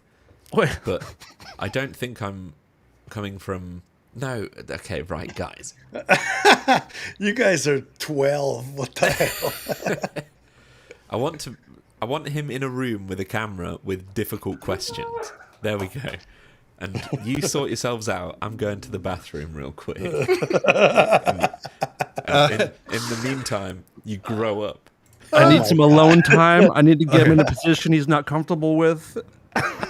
People in the chat, before you get too excited, I understand we're all excited about this idea. This is a new idea, God. but don't just start throwing money at it yet. What we'll do is after this, I'm going to triple check with Xander, make sure he's serious, and then if he is, we'll create a special thing, and we'll make sure that we track everything so that we know where everybody's dollars are going. I'm still unsure. Don't just send me a bunch of money for Xander. Actually happening.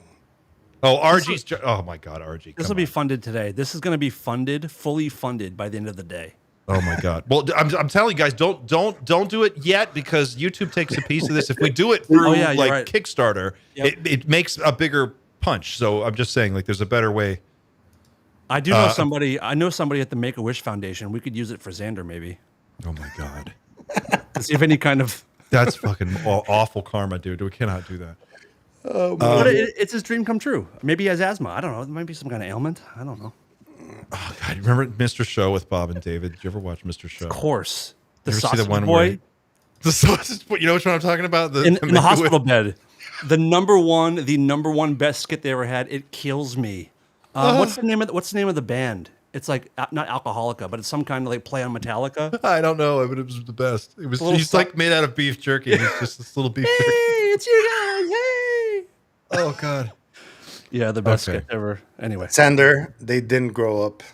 No. Oh, they're still there, are they? Okay, so I'm gonna Xander, but they're dead fucking serious about you going to see Stephen Greer. They already sent 3 more tips while you were gone. So you're in. Check them with $20. You're in it now. Okay. I gotta collect myself here. Wow, this Mr. Show thing just totally made my day. But I'm sorry, I've definitely hijacked this. Like, I didn't mean to. No, this is great. Talk. This is awesome. Well, think about it, because we have what's coming up. We have Project Gravatar, which is coming up. That's the end of the summer. They just put out an update on that. We've got next year we have Contact we're going to do. You've got Stephen Greer in between now and then. We have a bunch of events coming up. We're going to be everywhere. Got to get the night shift travel fund set up for everybody. Contact will be fun. You want to talk about Trump for a bit? Let's talk about the Trump thing because I think that's crazy. Can you? Well, I'll set it up for people, and then I'm going to turn it over to you, Pavel, because you know the scoop. As I understand it, and correct me if I'm wrong on any of this, Eric Burleson was in a X Spaces event a few days ago. What is it, about a week ago now? And he said in that he was asked about, what's going on with Trump and Grush, and he starts talking about David Grush. And then in that Spaces event, and I have the clip pulled up here. We can just play it. But he says that Grush briefed President Trump, or Trump was briefed. What did he say? He said, so he did a media tour on that day. The tour space was just one thing that he did, but he did the Redacted show earlier with Clayton Morris.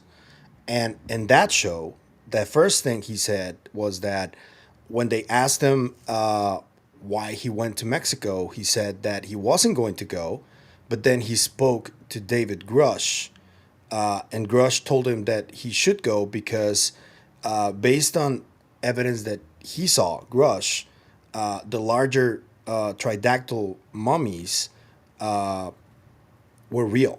That's what Grush allegedly told Burleson. And then he went on the Twitter space and he talked about a bunch of other things. Amongst those, he talked about the current state of ufology. He said that everybody hates each other, the bigwigs. Presumably, he was talking about the Lou versus Greer kind of battle that's been going on for a few years. And he also mentioned that when he was talking to Grush, people misunderstood, but I think he said that Grush told him that Trump was briefed, not that Grush briefed Trump. So Burleson said that he claims Grush told him that he knew Trump had been briefed by someone. And then a day later, he walked it back and said, "No, I heard that from different sources that Trump was briefed. Grush had nothing to do with it." But I think that happened because probably Grush rage called him at some point and told him to shut up. Okay. That is my assumption. Let's play this clip. I've got it here, Xander. I just shared my screen. I had it queued up here. It's at 44 hours and 21 minutes into this X Spaces event. I don't have the other interview, but he says it here. And this is about maybe total 3 minutes. So we'll just play the whole thing through and you can hear what he says. Federal government, which tells me, so that to me, that was really interesting. So I wanted to see it for myself. And that's why I went down there. And hopefully, real quick, what was your conclusion about the mummies when you saw them? Again, I think I'm going to be skeptical. I think that they're fake. I think that the sphere is fake, but I'm going to keep an open mind, and I'll wait for the test results to come back. Thank you, Congressman. I'm really curious about David Grush's comments regarding the large ones. I forget what type they are, right? Because there's 3 different types allegedly. But the larger ones, they are pretty much humanoid, but they have 3 long fingers and 3 long toes. Yeah. And kind of an elongated head, kind of a traditional alien looking head, if you will. It's so bizarre, right? That it like begs the question, like, the reason why I think they're being taken seriously, without knowing what Grush said, I thought that was the case as well. Is it must resemble something similar, right? Even the smaller types, they resemble the Close Encounters of the Third Kind aliens that come out of the ship at the end of that film. But the idea that Grush has come across imagery or reports that match that body type or that anatomy. Is there any other things like that he's kind of tipped off? Anything that might be kind of legitimate? Any other cases of contact or descriptions of beings? Yes. I mean, he's told me quite a bit. I don't know how much I can, but he's told me, and he's very careful. He doesn't tell me things that I'm not allowed to hear, in a public setting. So I guess I can share with you. what he says that there are classifications. There's of different species. So I was in a briefing where Eric Davis, who is this like the top scientist for the CIA, he gave in an open hearing. He told me, in front of the world on YouTube, that there are that they have identified 4 species of aliens. The one that's called the gray, which is the grays are like a robotic, a flesh-like, automaton kind of creature that's really doesn't really have it's acting under the direction of another species, like an avatar almost. probably. Yeah, probably probably like the another. I don't know which species it is being controlled by. And then you've got this creature that resembles like a manta, or like a, what do you call it, praying mantis. And so a lot of people call it an insectilid. And so you've got that creature, and then there's a reptilian, and then there's one that they call the Nordic one. Yeah, the tall whites or And the what Pleiadians. Yeah, and so what they claim is that they look somewhat human, and so what Grush has told me, this is what blew my mind, and what he said that happened with Trump.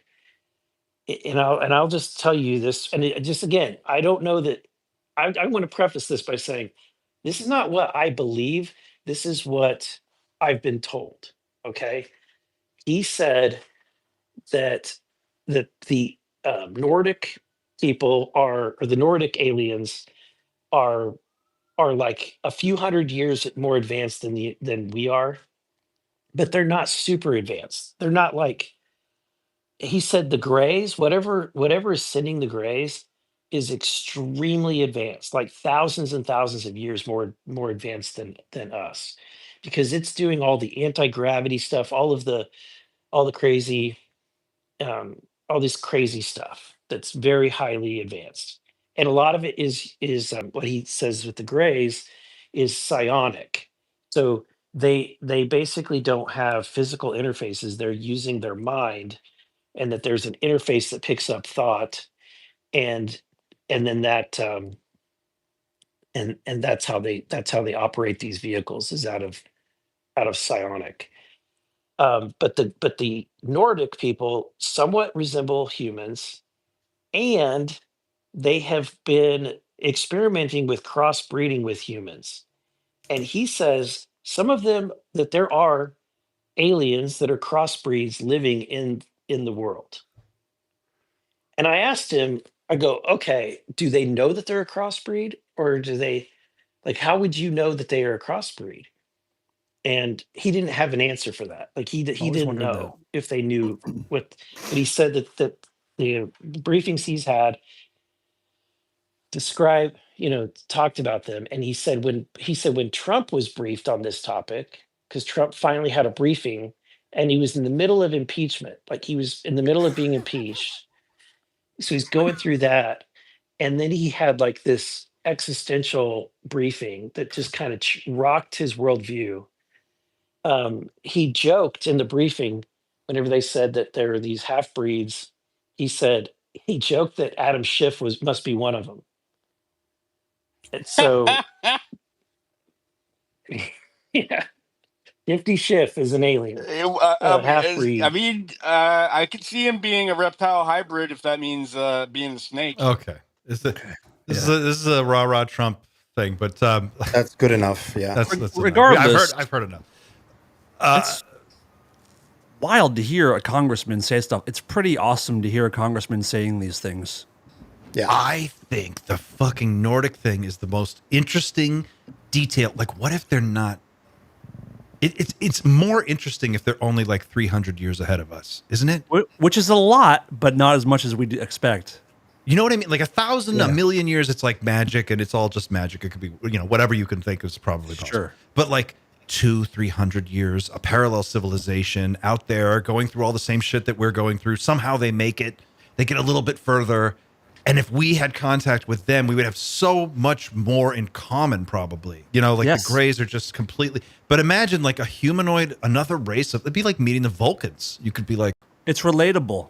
It's relatable, and it might explain why in the lore they're the ones that are the most concerned with us and the most helpful, like the most trying to kind of protect and guide us, because they were just us recently, or we're so close and we're interacting with something so much further, so much far past us.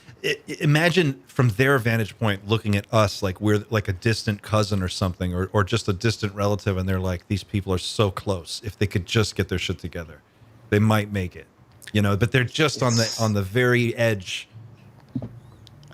This is why I love this topic. What an exciting idea. Because the thing with the Greys is that they're so different from us. They're so weird. It's almost like the longer I stare at this problem, the less sense it makes. But with Nordics, it's like, well, if they're like humans, if they look like us, to the degree that like Bigelow and many other people have said, they can walk next to you on the street and you won't even know. You know, you could sit next to one on an airplane, you wouldn't even know. Okay, well, if they're that similar, then there must be some like, then we can hang, right? Like we have a common. Like a common experience of what it's like to be upright and walking around on two legs and seeing the world this way. And I just think that's, to me, the most exciting thing. I do want to add something, though, because they're kind of I don't know if you guys remember the podcast that Joe Rogan did with Grush, but in that podcast, he mentions that he did do presidential briefings during his time. And he presumably did them about this topic. I just want to know which president were those briefings for. And if he was doing that work when Trump was president, that maybe does mean that he was involved in the briefings to President Trump. I would just like to know some of those details. Sorry. No, I interrupted you. He said on Rogan that he talked to the highest of the high, and that usually, I mean, I took that as. And he goes like, seat. if you know what I mean, yeah. It's like, so it's the president, obviously. Yeah. There's only, who else could it be? So Grush was saying he was in the room during a briefing. He knows that briefing took place because he was there. He wrote the briefings. That's what he said. Okay. Yeah. He wrote the material. He briefed the president per se, but he wrote the material. Well, if you've got David Grush and Eric Davis both saying more or less that there are 4 or 5 different species of beings, right? I know I talk about John Lear a lot. I always refer back to John Lear because he's one of the earliest interviews that that I remember George Knapp doing that I saw, and he talked about John Lear, of course, the son of the guy who started the Lear Jet Company. He was a pilot. He flew for the CIA. He's one of, been around for a long time. He died a few years ago. But John Lear said that they knew of 4 or 5 species. He's like, one is a small gray, one looks like us, one looks like, he described, in fact, there's a clip, if I can find it. He reads from an Air Force Academy manual. He brings it on the show with George Knapp, and he reads from the thing, and he reads what they teach. He's like, this is what they teach people at the Air Force Academy, and he's reading all the different races and stuff. I have to see if I can find this clip for you guys, but there's also this really obscure video that may be fake that is really recent from a military dude who is explaining other military dudes about these races. And have you ever seen that clip? He's like on a board explaining it to them. That I found that really interesting because it kind of ties into this too.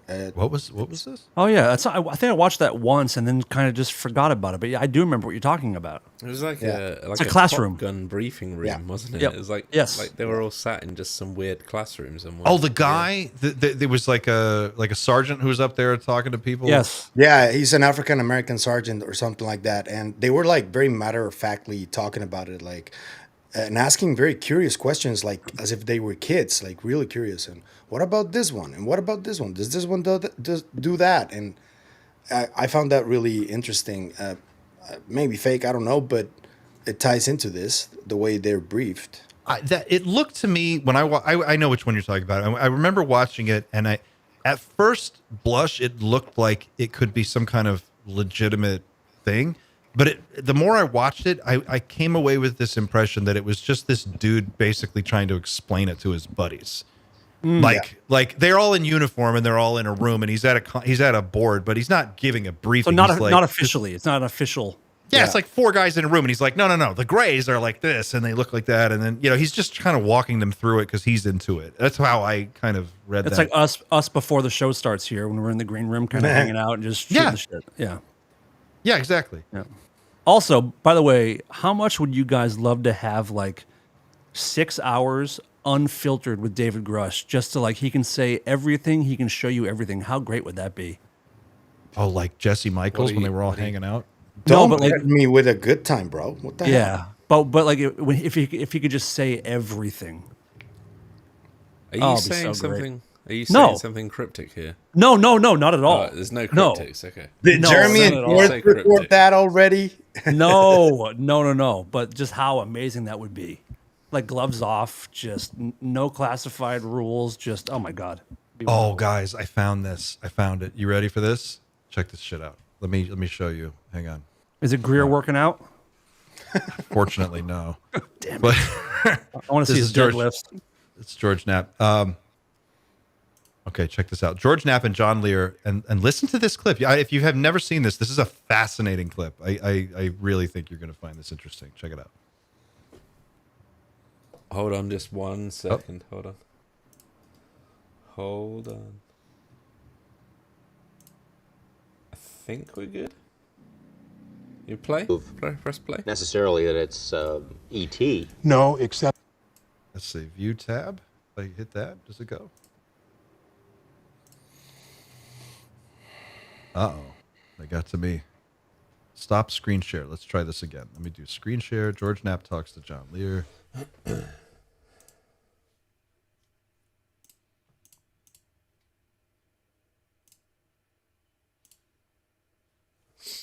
No, it only comes up with a black screen, I'm afraid. Is it YouTube?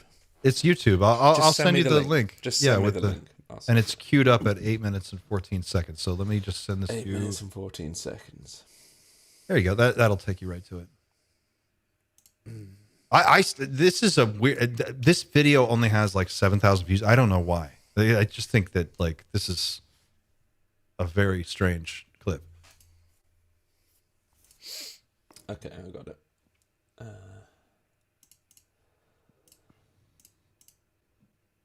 All right, here we go.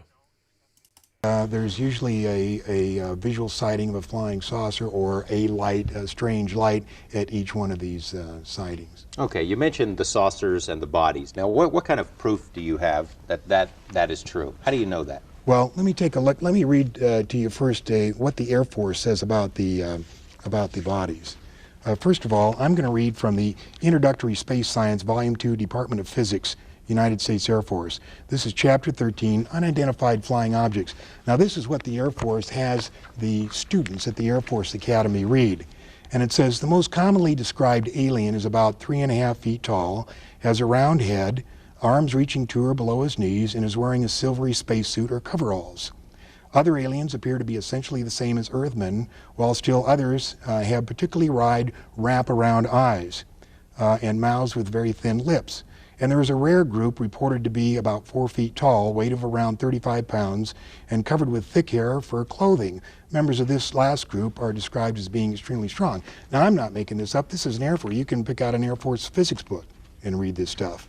And at the end of the chapter, they go on to say, this leads us to believe in the unpleasant possibility of alien visitors to our planet, or at least of alien-controlled UFOs. Now, the picture that we have of the big head that the Air Force describes, this picture was drawn by an Army surgeon. These are one of the bodies that was recovered in the famous Roswell incident of 1947. Tell us about that. It was the first flying saucer that crashed and was recovered by the Army. It was covered up. There has been several books about it. They recovered 4 beings, and one of the surgeons that was responsible for the autopsy drew that picture and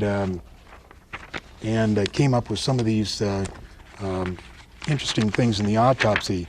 I'll just read a couple. 3.5 to 4.5 feet tall, 2 round eyes without pupils, no earlobes, nose is vague, neck described as being thin, arms is described long and thin, reaching down to the knee section. You can see that there's a webbed portion in the hands, no teeth, no apparent reproductive organs, brain capacity unknown, colorless liquid prevalent in the body without red cells, no lymphocytes.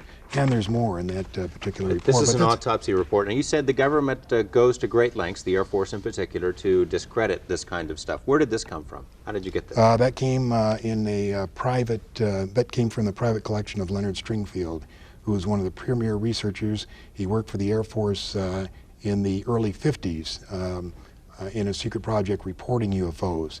Then as a civilian, he continued his private research, and this is out of his collection. Why does the government want to hide this? Why doesn't the Air Force just come forward? Why doesn't George's hair is why don't they phenomenal. level with us if this is all true? Oh, it's Well, so there's not thick. really much they could say based on what I've been able to find out. George, they're really, what could they say about it? They've been researching it for many, many years, and based on my information, let's say that the president decided to make an announcement. If he made it today, this is what I think that he would say. My fellow Americans, I come to you before you tonight with an announcement of great importance. Despite all our denials, flying saucers do in fact exist. Where they come from, we do not know. Who is in them, we do not know. Where they are from, we do not know, nor do we know how they got here or what they want. We are unable to duplicate any of the metals found on the several craft we have recovered, nor are we able to figure out how they are propelled. We have hidden these facts from you over the past 40 years in hopes that we could give you more answers. Unfortunately, we are no closer to answers today than we were 40 years ago. God bless you all. In other words, you find it highly unlikely that the president would ever make a statement, anything like that. No, it's just, it's too big. The problem is not only just the fact that there are 5 and as many as 10 different civilizations visiting us. Apparently, and this is from the research that I've done, at least 90% of them are hostile. And when I say hostile, if not hostile, they have a completely different set of morals than we do. Okay, I'll tell you what, we're going to come back to the president and aliens, because there have been some... I want to almost give credence to just this hair once again. It is stunning. That's the picture I used for the young George thumbnail. Look at that. Look at that. It's so full. I want to comb it. I almost run my fingers through it. I don't think George is going to like that. Come visit him on the Mantis farm. I want to feed him grapes. What's nice is his voice is just as good now as it was back then. I also love that he said, 40 years ago, and we're no closer, and now another 40 years, and we're in a similar spot. That's what I'm saying. Like we were saying earlier, yeah. Yep. Right? It kind of feels like we know more, but I also think it feels like we don't know more. Yeah. I don't know. I can't explain it. It just seems like, and maybe that has a lot to do with how much, fake information is out there and how it's all mixed in, and we really don't know for sure.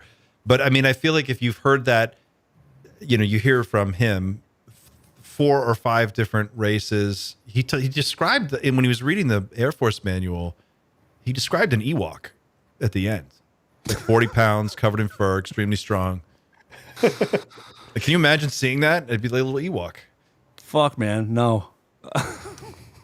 But I'm inclined to. So Lear is or was like really tight with Bob Lazar.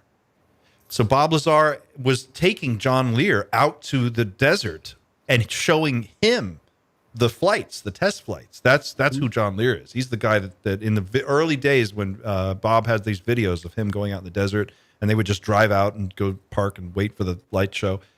That's who he was showing this stuff to.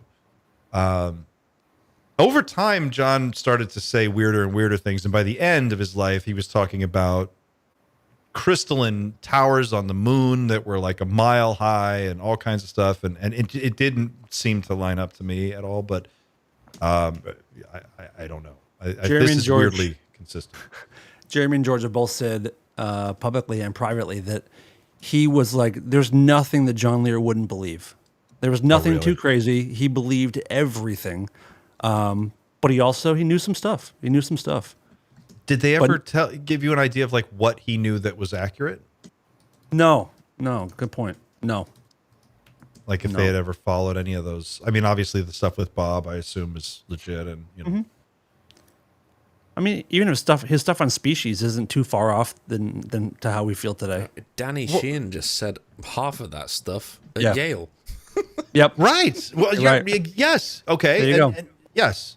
And so you've got you have Burleson saying that Grush said this, and then Grush says he wrote the briefing document that went to the highest people, and then we're hearing the key takeaway here is that some of them look like us, and some of them are so close to us that you couldn't spot them in a restaurant. You could go to Chili's and sit next to one and get a Miller Lite, and you're not going to see it. Thing that he said in that whole Spaces thing that made me think he's talking about something. He's talking about a conversation that happened, and that's when he talked about, do they know that they're hybrids? Oh yeah, great question. That was the point. I was like, okay, that's a question that really only someone that experienced that happening would ask. And for me, I'm of the opinion that Burleson experienced that conversation to some degree. I don't know how much of it is truth, but I feel like the conversation happened. You got to also remember his face when he saw the giant's hand in Mexico. That face is of somebody who's like, what the hell is that? And according to the data, the raw data from the scientists who have taken data from, the larger bodies do have mixed DNA from different species. So there's that.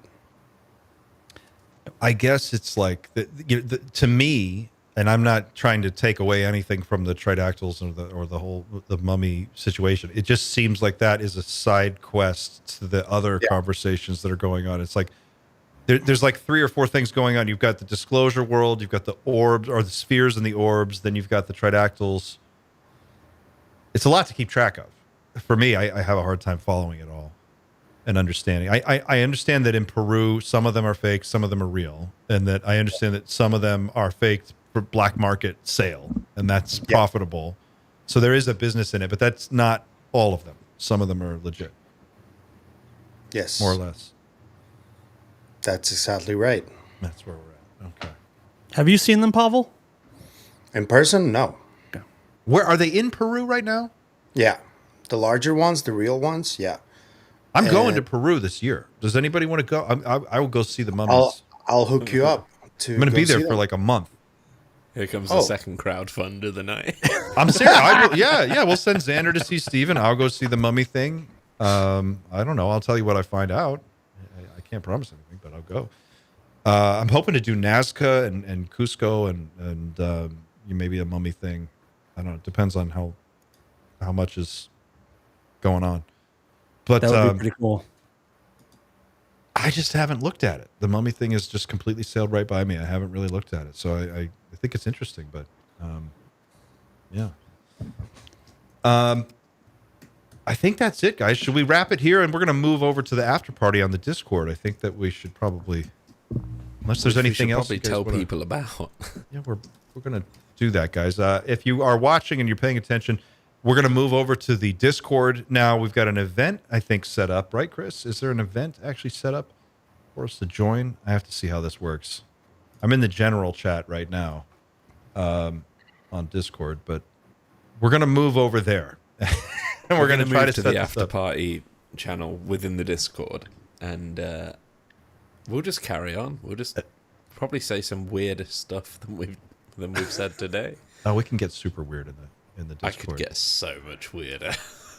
And guys, and what's cool is like when we do it this way, we move over to the Discord. You can ask questions too, so it's kind of like doing live calls. You guys can just jump on and talk. So if you're not on the Discord server and you want to join us there, you can get the link from teamnightshift.com. You can find it in the YouTube show notes. You can find it in the chat. Chris and Ebony will be putting it up throughout the show. They've put it up a number of times already. And that's where we'll be. And we have like a stage set up so we can all talk and hang out for a little bit. And it'll be cool. There it is. Friday after party. I see it right there in the general chat. I'm interested. I'm going to click it. See what happens. All right, cool. I'm gonna click it. Okay, I guys. won't be joining you guys, so have fun. I got a trip, and I'll see you guys on Monday because I'm not doing any videos after today until Monday. Enjoy your weekend. Dude, enjoy it. You're earned it. having some much deserved time off. And congratulations to the missus 30 for the great news. Yeah. I'll let her know. Yeah. I'll let her know. Thank you. Thank you. Have you hit How 30K you yet? liking your hat, by the way? Your majestic ball. It's dude, I love all the stuff that Chris sent. Can you show the people at home, if guys at home, if you're watching, Really if you're cool, too. go to Area 52, support our friend Chris Ramsey, Yep. pick up a shirt, pick up a hat. He was very Subscribe. generous. Very, very generous man. Yeah, The that was coolest also guy. a brilliant marketing move, actually, because everybody's promoting his stuff now. He's just cool, man. He deserves it. He works really hard on his channel and it shows. And I think it's good. I love that we have people like Chris out there that are doing what he's doing, and it's anything we can do. If it fits so well, I wouldn't promote it. But the By the hat way, genuinely fits today's my massive episode head. on Area 52 is pretty amazing. So if you guys haven't checked that out, it's about a UFO cult Ooh. called UMO. I've been thinking Okay. about starting a UFO cult, so I'll go check it out. You have. I mean, It's my plan B. we're due for a new one. We need a new one. Well, maybe we'll start one. We'll start. I don't know. Heaven's Gate was amazing. We need a new one. Soon. I wanted to have more of a like Flying Spaghetti Monster vibe, but like really low stakes, just kind of like more of a hangout. The Smart Bell cult. Smart Bell, our leader, Smart Bell. Smart Bell. Okay, guys, we're gonna wrap it there. I'm already on the Discord in the after party event, so if you guys want to jump over there, you'll see I'm in there. And then guys, if you want to join us, we won't see Pavel, but we'll see him soon. He'll be back. Thanks for watching. If you're not going to be joining us, we'll see you in a couple of days. I appreciate all of the contributions and the super chats and all the great comments. We're going to send Xander to see Dr. Greer. Just you wait. I promise. That's it for now, guys. Let us know what you think in the comments. Don't forget to like, share, and subscribe. It's the easiest way to help us out, and it doesn't cost anything. That's it for now. See you in the Discord. Keep looking up, everybody.